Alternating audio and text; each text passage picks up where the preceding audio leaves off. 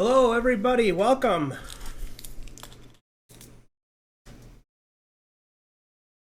I am Phantom Limb Gamer. You may call me Phantom or PLG. I am the host with the most, just not the most legs, as I am a left below knee amputee. Welcome to the Kingdom of Stumpies. This is Retro Rap with PLG. I do this every Saturday morning, 11 o'clock a.m. Central Standard Time. Thank you so much for the follow, FX Machine. Thank you. My guest today is a new friend of mine. He goes by Beast1x5. And we're going to bring him in right here. Find the right scene. There you go. Hello, hello, hello. Hey, what's happening, fabulous savage? You know, I am who I am. What can I say? Oh my goodness, face looks gigantic. Right, screw it. We're gonna go through it. I know. It's just so. Do it live. It's do so. it live. It's so. It sucks cropping it sometimes. So, anyways, so how are you doing this morning? Oh, he says. Stry says you need to turn. Oh, wait a minute. I'm sorry. That's me. Hold on a second. Give me a second. I always forget to do that.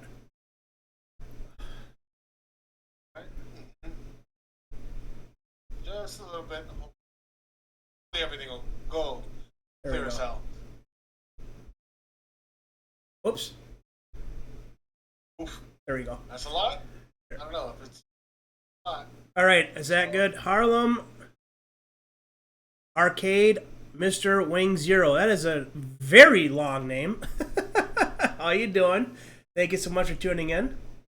Is Beast, is his volume better? I always forget, like, at the beginning of this, I'm so focused on making sure it looks good, I always forget about the audio part of it.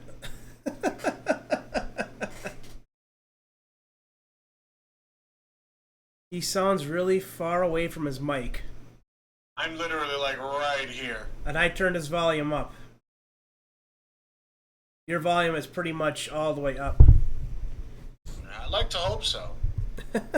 I hear you fine. Huh. Hold on a second. Is that better, Stry?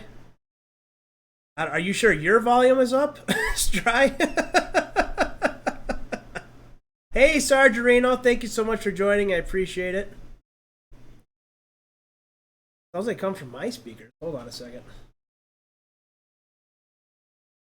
Huh. Interesting. Oh, wait.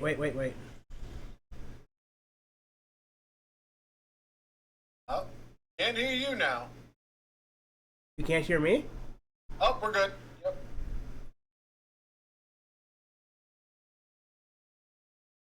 The elements of troubleshooting. Okay. Say something.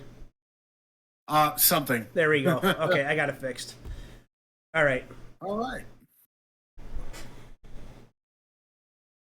All right. Should I just run through the questions one after another? Well, I'm going to ask you the questions. Oh, let's do it. Yep, Whenever you're ready. Let's Let's get into it. All right. Again, thank you guys so much for joining me. I'm Phantom Limb Gamer, or you can call me PLG. Here with Beast1x5. You can just call me Beast for short. Make life easy. Let's go with Beast. That's easier. So, Beast, first question: why did you decide to become a Twitch streamer?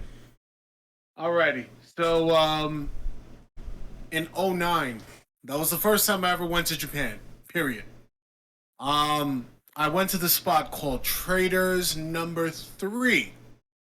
And when you go to the basement floor, I went to the basement floor by accident. They have a DVD and CD section, and there was a comedian that was on the screens, Shinya Arino, and he's the host of Game Center CX.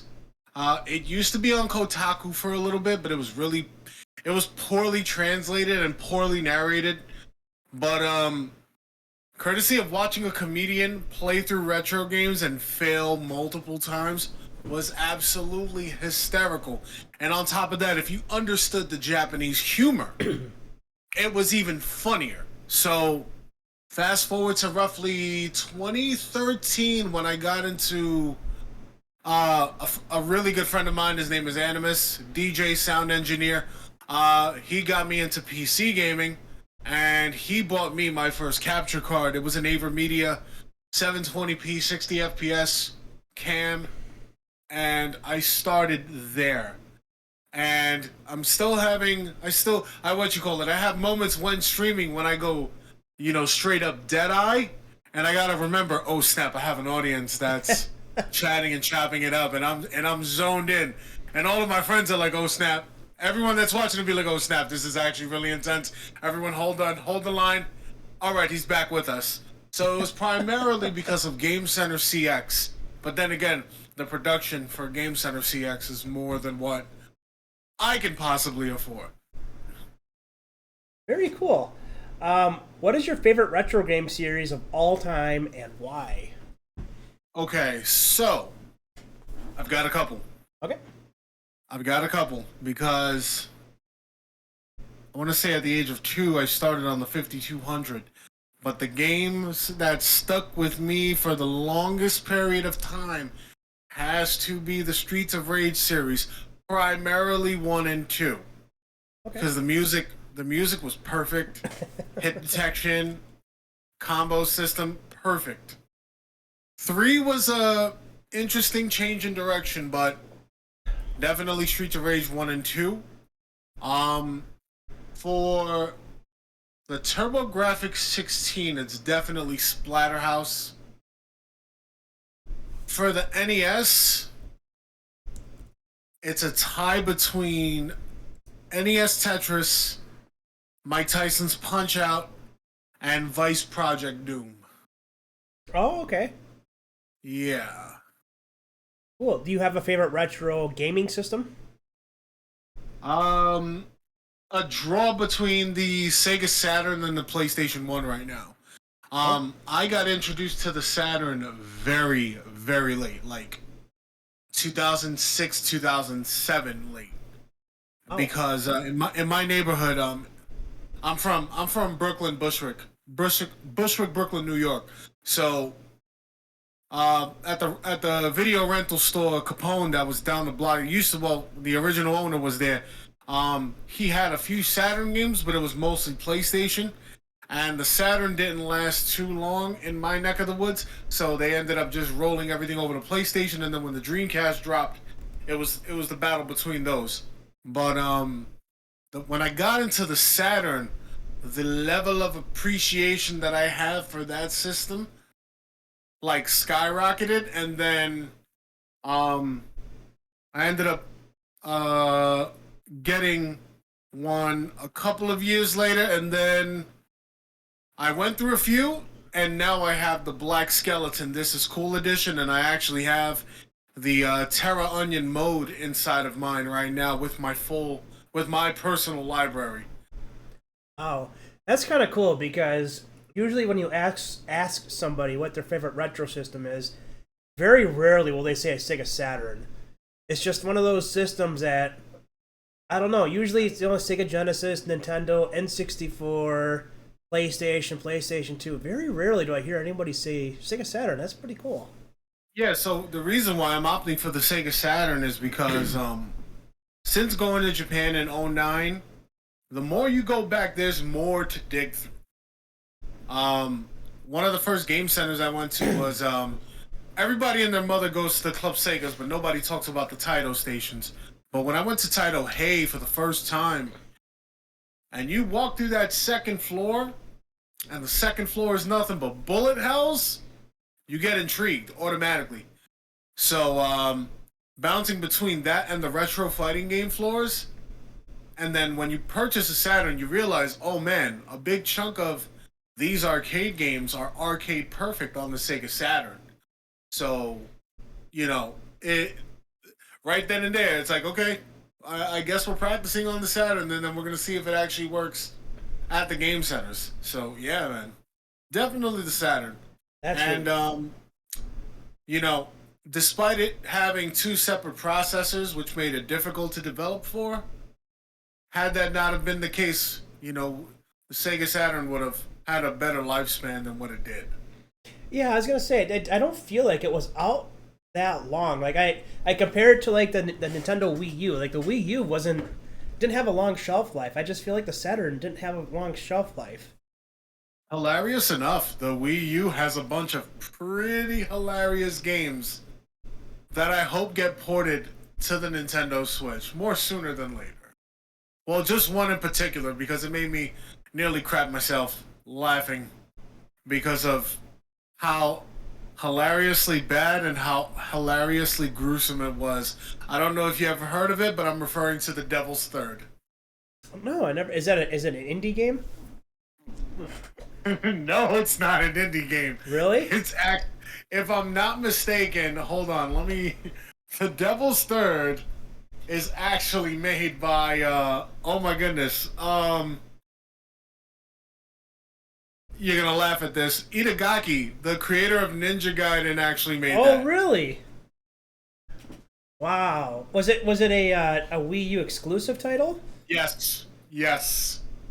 That's funny because usually like Nintendo don't usually do those type of games. That's very And hilarious enough, the main character has this really cheesy Russian accent. So it's like, you. hold on, don't make me laugh. It's like, you, there, go that way or you go boom. It's like, it's so stern, it's so bad, but it's so good. Like, I caught myself like 80% of the time rocking a sniper rifle, and all of a sudden, it's like, okay, enemy ambush, silence, boom, and boom, 3 headshots down the middle, and you're just like, this is hysterical. This is ridiculous. That's pretty cool, man. I'm gonna have to go jump on YouTube and check out some gameplay. I highly recommend what is it? Game Grumps. Watch their playthrough of it. If your pants aren't soiled by like halfway through, then you don't have a sense of humor. It's hysterical. Fair enough. In your opinion, Beast, is being a streamer important, and why or why not? Yeah, it definitely is because there's certain games that don't get a lot of attention. That there's a lot of games that really don't get any attention, and I'm gonna give you a good example. Rolling back to when I first went to Japan in '09 and seeing Game Center CX and whatnot, and really using YouTube like that, and discovering, oh, you can, clip the pegs of a Super Nintendo to play Japanese games. I saw a bunch of episodes of Game Center CX, and whenever a certain game popped up on the screen, I would take a picture of it, and then go to either what's this place called? I would go to Traders or Retro Game Camp or Super Potato or Mandarake, and I would ask if they had the game, and they had it. They definitely had it. So I got exposed to those via Game Center CX, and then when Twitch really started blowing up, I started seeing speedruns of games like oh my goodness, King of the Demons, which in the Japanese version it's Majuo. Shonen Ninja Sasuke, it's a crazy beat 'em up. Zenki, what else? Go Ackman, which if you're a Dragon Ball fan, if you're a fan of Akira Toriyama, go check that game out. The main character literally looks like Trunks with a sword, and the humor is hysterical.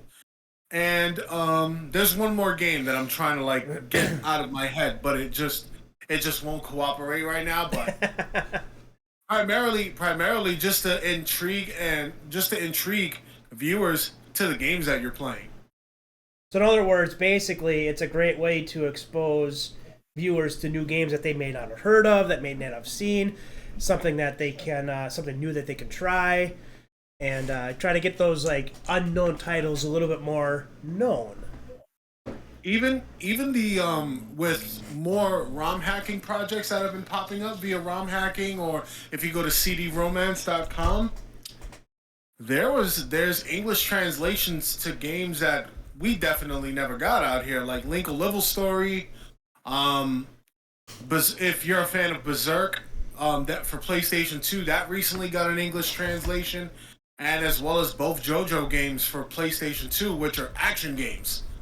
So if you're a fan of those series as a whole, you could finally play those now. Like now, I can show off the English translation patch and be like, "Yo, it's available. Go after it." Like, especially for speedrunners too, because certain speedrunners maybe they want to actually learn the story first and then learn the strats one way, then use the Japanese version because the Japanese version tech 9 times out of 10 it's less characters on the screen, so they could just advance faster. That's a great answer. If you're just tuning in, this is Retro Rap with PLG. I'm interviewing Beast 1x5. We'll just call him Beast. In the chat there, I put his link for Twitch, so you can click on Twitch, give him a follow. I also put his Twitter link on there, so you can click on there and give him a follow on Twitter as well. Beast, how do you keep your chat engaged while you're streaming? I'm always talking crap, and hilarious enough, I do encourage backseat gaming just a little bit, but I do have that small audience where I'm like, nah, all of my audience is be like, nah, you do it. No, you do it. And I'm like, you mother, okay, I'll do it. That was literally me when playing through some of the modern PC titles that I was recently going through, such as Devotion. It's a really good Taiwanese horror game. The Summer of '58, Locked Up, those walking simulator kind of games. Yeah, and of course TikTok made me buy those. That's very cool, and I think it's. I'll just kind of piggyback. I think it's very important to keep your chat engaged too, even if it's small number of viewers, even if you don't have any viewers, because even if you're streaming to 0 viewers, you still have people that might be watching your VODs. And you don't want to just sit there and play in a game and not say anything, because they're going to click on your VOD and be like, well, this is boring.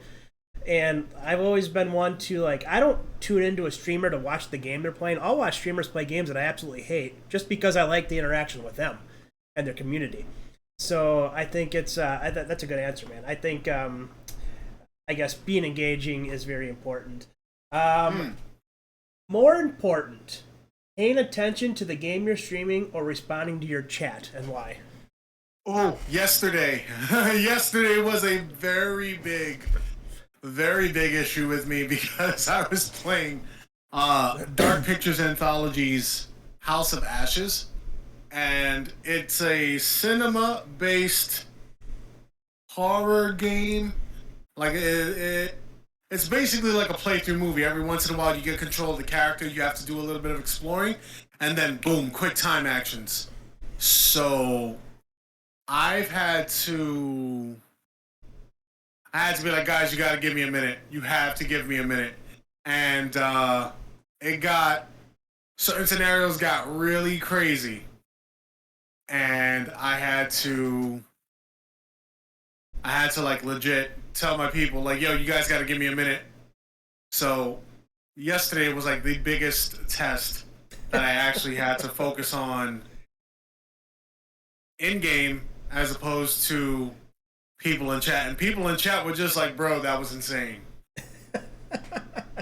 So on a normal day, what do you if everything's going swimmingly well, everything's going well, more important to pay attention to the game or the chat? I have ADHD, so I can actually bounce back and forth between them like nothing. So. Oh, okay. Right, that works. For scenarios like House of Ashes, not happening. Because everything on screen, it's happening rapidly. So it's like, okay, stab him in the chest. Ha, gotcha, bitch. And then carry on, Okay. What is the best way a viewer can support you? Hit the follow button. If you want to throw a sub, by all means, hit the follow button. The worst part is I really don't have a schedule on when I do stream, so just hit follow and just turn notifications on. Okay. And then, literally it. So once you start getting new viewers, what's the best way of... What can new viewers expect when they visit your chat community? dirty mouth, a messed up sense of humor, and if you can't stomach either of those two, you're gonna learn. You're gonna learn how, and you're gonna have a field day learning how. All right, fair enough. That's a good answer. I like that. What are 3 interesting facts about you, other than the fact that you're a streamer? I field goal, kick babies, judo, toss grannies, and punch people in the face. No, I'm just kidding. That water almost came out there. Almost. Okay. I am you see all these containers behind me? Yes. Take a wild guess on what those are. Fabric. Try again. Scrapbooking. Nope. Try again. Networking equipment. Those are all video games. Oh, they're video games. Yeah. So, Wow. combination between modern and retro. I do have arcade hardware. At my friend's store, Brooklyn Video Games. They're located on 61st and 4th Ave. I actually have a few candy cabinets, the Japanese style candy cabinets to sit down, get comfortable and play. I have a Sega Aero City. The screen is rotated vertically for vertical shooters. And I have a Versa City at the store for fighting games. And I have a bunch of arcade gear there as well. I collect video games. I've helped out Retro RGB test a bunch of upcoming products coming out.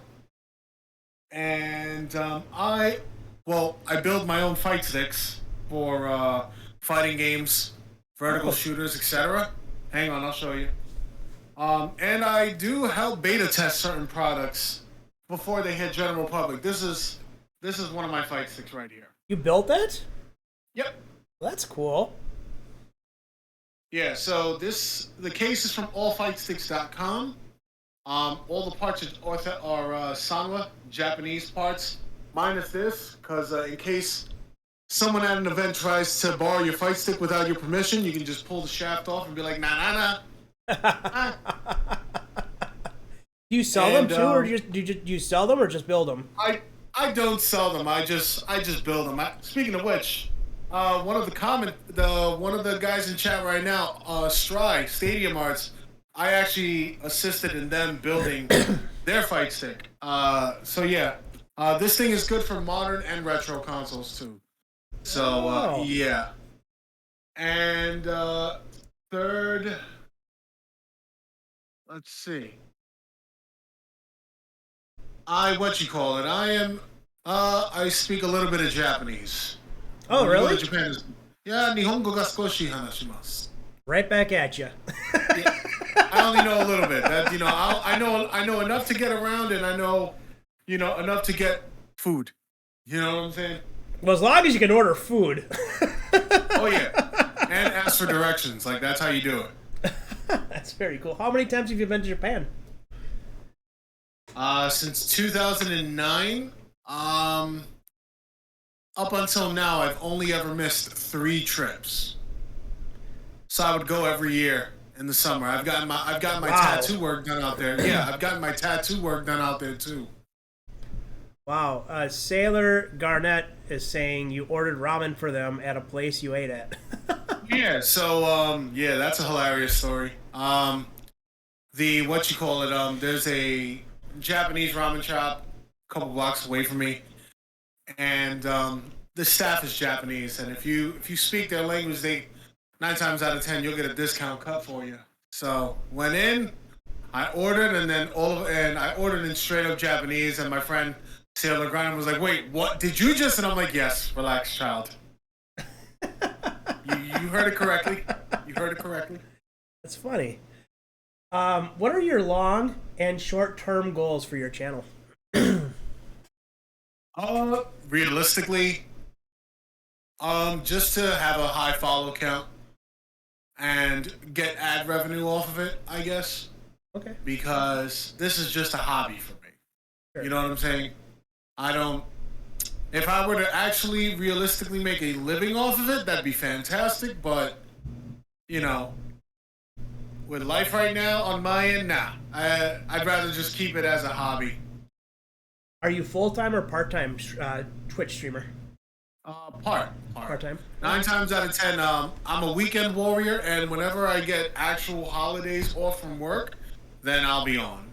Or if I have enough energy, you'll get an afternoon out of me. Oh, okay. Do you have any aspirations to become a Twitch partner? I'm an affiliate right now. In regards to the partner stuff, I actually don't have enough experience with like media creation tools to be able to do it. And if I did, maybe. Okay. I'm throwing on a bonus question here. So why should viewers come and visit your channel? If you're interested in heavy-set Puerto Rican bald dudes with nice beards and retro game systems and modern game systems, all types of fucked up, and if you need a fix for PC games that no one talks about, I am that guy. I am definitely that guy. That's a good reason. A good example. Oh yeah, a good example. Like I have a hilarious habit of like impulse purchasing stuff on Steam that no one's talking about, and then I'll buy it, and then I'm like, okay, this is actually pretty godlike. And then I'll play it on stream, and everyone and their mother is like, wait a minute. What is that? Why does that look awesome? And I'm like, it's this game. It costs this much. You should get it too. And then everyone ends up buying it, and I end up playing a few rounds of multiplayer with them. So it's pretty godlike. And my last question, then we'll open it up to the viewers. What's one or two pieces of advice you'd give to a new Twitch streamer and or a streamer pushing for affiliate? Set up a schedule. That's one. Set up a schedule. The hardest thing to do when streaming is doing passive commentary. Mm-hmm. I agree. That's one of the hardest things to do. But the more you practice passive commentary, it gets easier and easier and easier. Me, I can't do passive commentary. I just like to talk smack while playing whatever I'm playing.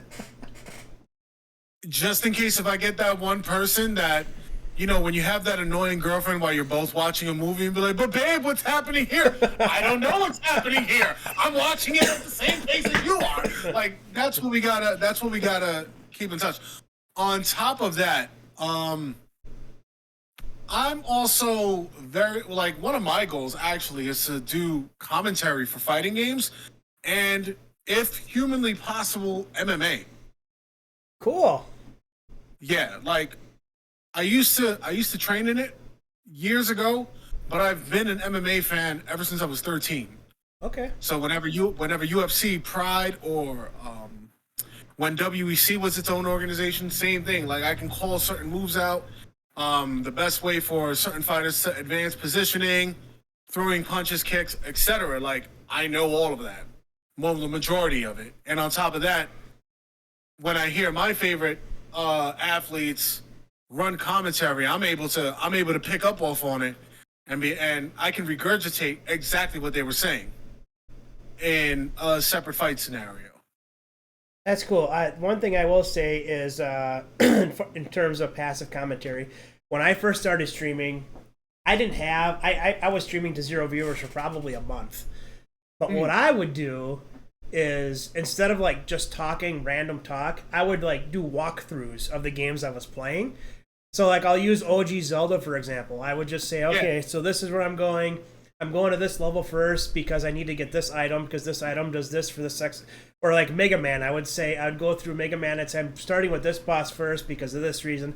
So yes, it is so hard to do commentary while you're doing a game, especially to 0 viewers. But if you just sit there and you're just playing a game without talking, you're gonna lose their interest, and then it's gonna be tough to get their interest back. So that's very good advice. And the schedule thing, I'll say this: I'm very good at setting up a schedule. I'm the worst at following it. I always set a schedule up. I got one right now. Dude. If you look at my about me, because real life kicks in and you're just like, ha, damn it. Right. And then of course I could always be like, okay, well that's not gonna work, so I'm gonna change it. But no, I just leave it sitting there without making any changes, and I gotta get better at doing that. But one example I'll give with setting up a schedule. I don't know if you've ever watched Grayskull '83. Oh, of course. Oh yeah, he has a schedule, and he does the same schedule every single time. And he's a Twitch partner. He's got 3,000 or 4,000 followers, and he usually gets about 120 to 200 viewers, sometimes more every night. But he sticks with that same schedule. So that's a very good piece of advice, because I think if you set up a schedule and stick with it, that's a great way for viewers to know that you're always going to be on. Yeah. All right. Does anybody have any questions for Beast? I think I got one from Stry right there. This is actually, so the question is, how did you meet Bob from Retro RGB? So, hilarious story time. Okay. I was actually already a fan of his before I met him in person.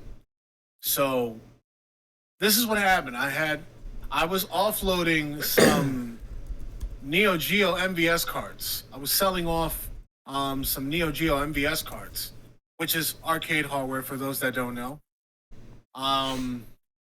I sold a copy of Windjammers to Brooklyn Video Games.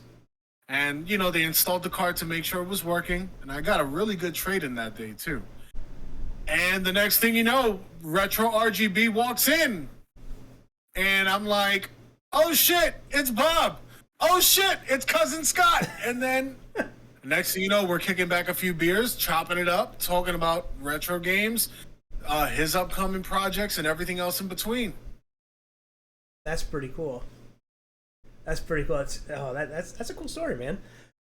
What you call it? I've been featured in a couple of his videos. When we reviewed the Neo Geo MVSX, and people were complaining that I was hitting the buttons I was hitting the buttons on the machine too hard, and I'm just like, buttons go brr. That was literally my response to everything on the comment section. I'm like, buttons go brr. If you're just tuning in, this is Retro Rap with PLG. I am speaking with Beast 1x5. Jeddah. Oh, and by the way, I put his Twitter on there, twitter.com/beast1x5, and his Twitch site link there too. You can click, give him a follow. Jeddah is saying, Beast 1x5, Puerto Rican wrestling is the best. Have you ever seen it? Damn. The last time I was in Puerto Rico was 2005. I never had the opportunity to go to a show, but I do know Ring of Honor. I know WWE has been there numerous times. I know we have a bunch of coked up savages from Puerto Rico that are killing it on the indie circuit now, and I'm hoping that we get a bunch more, in the US.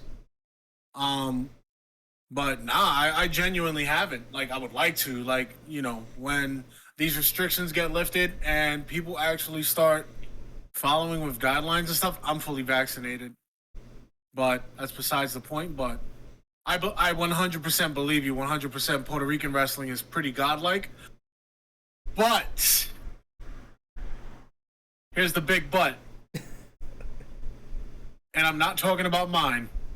When you go to Japan and you see a Pro Wrestling Noah, a New Japan, or a Dragon Gate event, it hits different.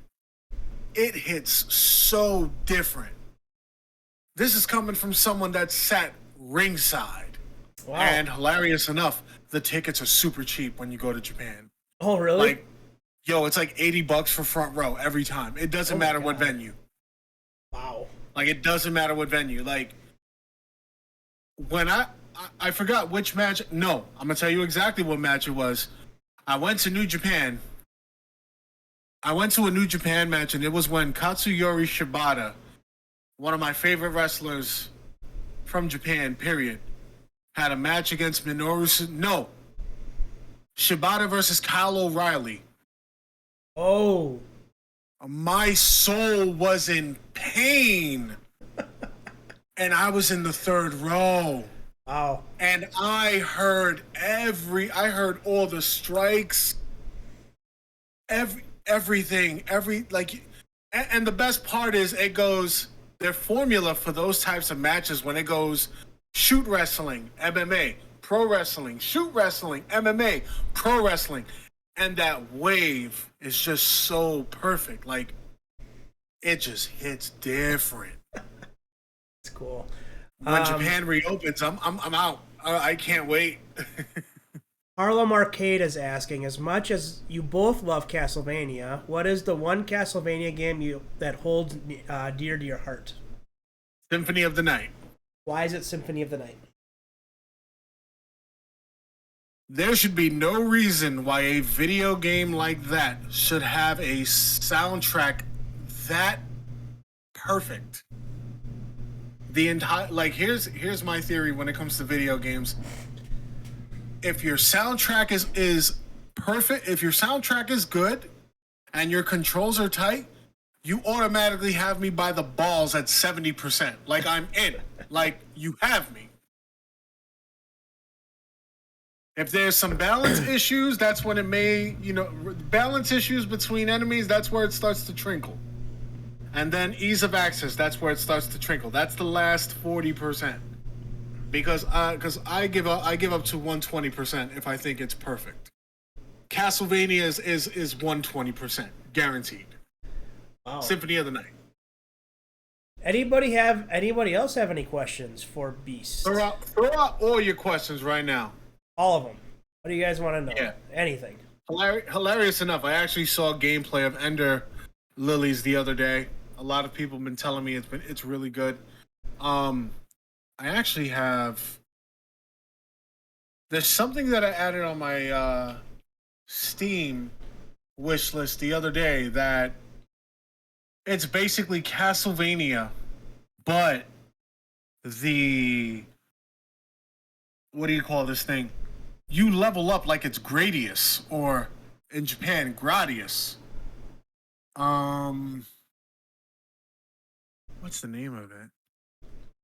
Let me dig this out. As I'm looking, guys, keep the questions coming. Because I'm gonna answer.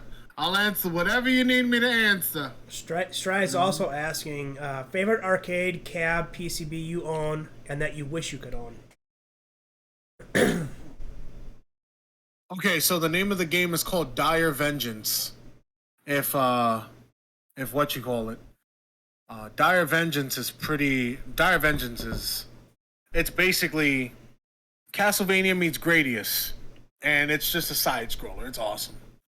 Okay, so favorite arcade cabinet / PCB that I own, that I wish I could own.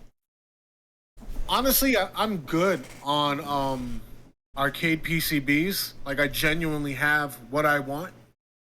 But in regards to arcade cabinets, there's two that I genuinely want right now, which is a Sega NewNet City. It's a JVS base cabinet, aka it's PC hardware for arcade.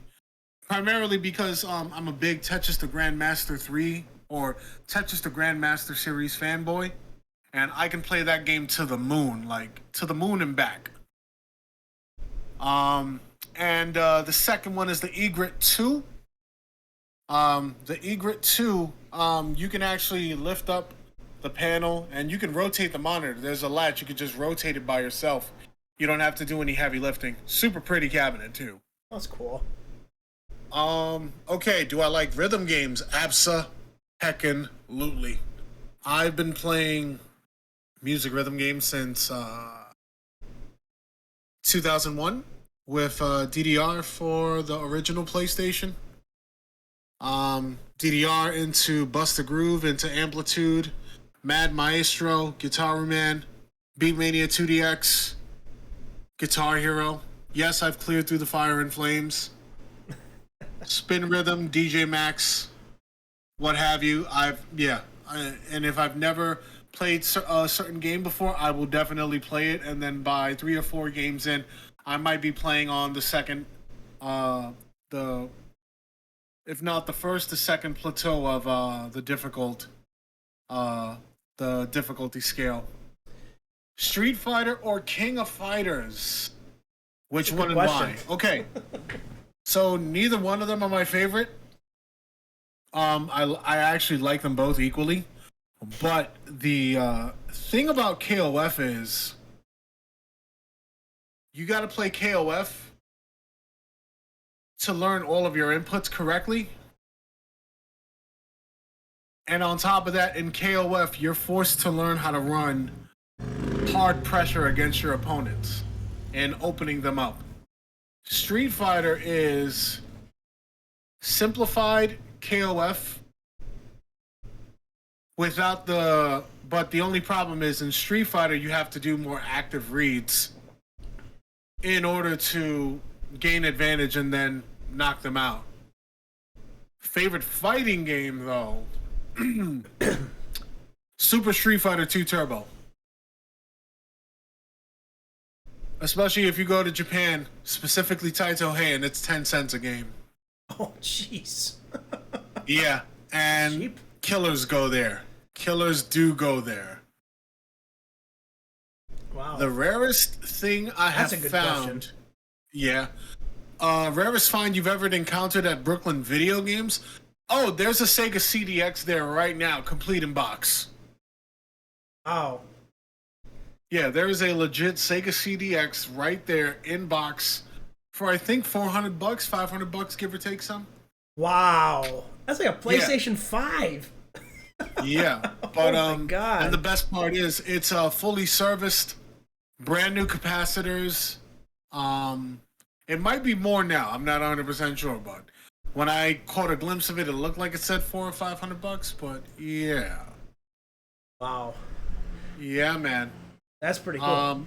Yeah. On top of that, at one point they did have a Neo Geo AES. There's a Vectrex there now, I think. Vectrex? Small little monitor? That's a Vectrex, right? What? Yeah. The Vectrex. That little tube. It's about yay big. Oh. White and black screen. Right. Yeah, I think so. Yeah. Yeah, I've seen that there. And then, Yeah. favorite ramen and must-have toppings. That's an interesting question. You gotta get the belly slices. You gotta get the chasu slices. You gotta have the negi, the chives, the mushrooms, everything else in between. But my favorite spot is actually the one a couple blocks away where the broth is steak based. Ooh. Yeah. Mm-hmm. Oh. It's steak broth. Oh. And it's freaking ridiculous. Matter of fact, Sailor Garnet, tell him about it. I brought her there. And she lost. She was like, I can't finish this, but it's so good. That sounds really good. Does anybody else... And on top of that, there's they use angel hair as the noodles. So, Ooh. yeah. So that is his Twitch. That is his Twitter. Anybody else have any other questions for Beast? Stride, that's actually not the only one. Like, there's another place by me called Doc Asian Eatery. It's like right across the street from the train station that I live by. And, it's equally as good. It's definitely equally as good, but the one where the broth is steak based, it's Studio GB good. You know what I mean? Anybody else have Like any... it- Oh, sorry. No, go ahead, dude. I was just going to say, did anybody else have any other questions for Beast? I got to come visit for a couple of days, and we got to go there. Yeah, it's right by me. No problem. Thanks, fan for him. Oh, of course. So Yeah. right now, open what you call it, open book. By all means, whatever questions you have, Phantom Limb Gamer, throw them at me. Oh boy. Are you a fan of Mega Man? Oh yeah, of course. You have a favorite My Mega only Man? my current My only problem with Mega Man right now is I genuinely feel bad that they kicked Keiji Inafune. Like Inafune left. You know, I genuinely feel that after he left, he kind of lost his step, especially with the development of Mighty Number 9. Could have been so much better. I never played Mighty Number 9. Was that it's kind of a Mega Man like spin-off, right? Like no, well, it's his creation. The thing is, it could have been so much better, but what can you do? Actually, before we continue, Jetta, Guilty Gear is great, but the only Guilty Gears you're gonna catch me playing are Accent Core plus R, and you'll catch me playing Accent Core plus R and Exart's Revelator. And my favorite Gundam game of all time?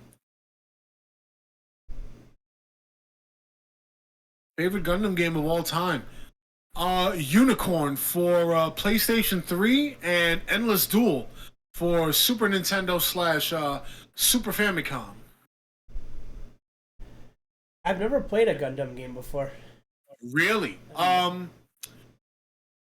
My recommendation, because a lot of the Gundam games are, well, the retro majority of them, just an FYI, Gundam Unicorn and Bloody Orphans, I think it is.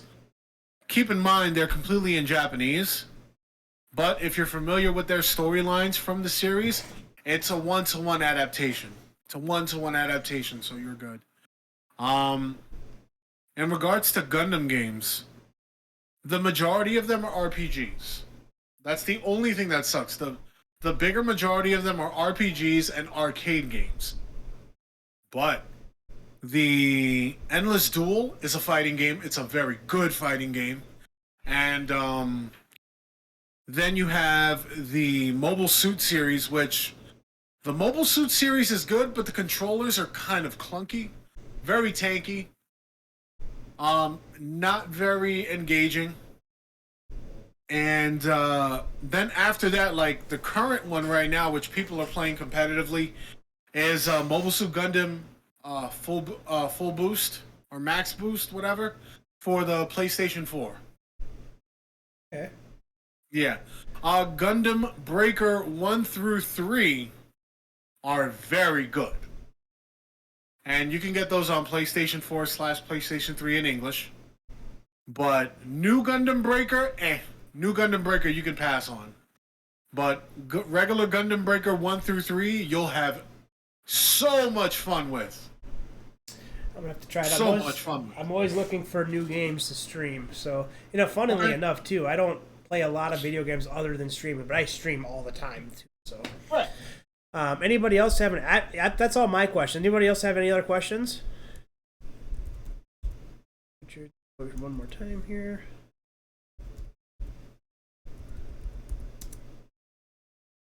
So that is his Twitch link. If you're not giving him a follow, give him a follow. That's his Twitter. If you're not following him on Twitter, give him a follow. Thank you so much. This has been really fun. And just so everybody knows, this was a very short notice. The other guest that I had, something came up and he couldn't do it. So this was very last minute. And so thank you so much for agreeing to do this interview. And yeah, no problem. I always love meeting new Twitch streamers and making a new Twitch friend. So I'll definitely be checking out your streams in the future. And you are always welcome to my community to check me out. Hey, Daniel Berserk. So I'm going to go ahead and I'm going to switch to my cam here. But Beast, thank you so much for joining. And you have a great weekend, my friend. All right, thank you, dude.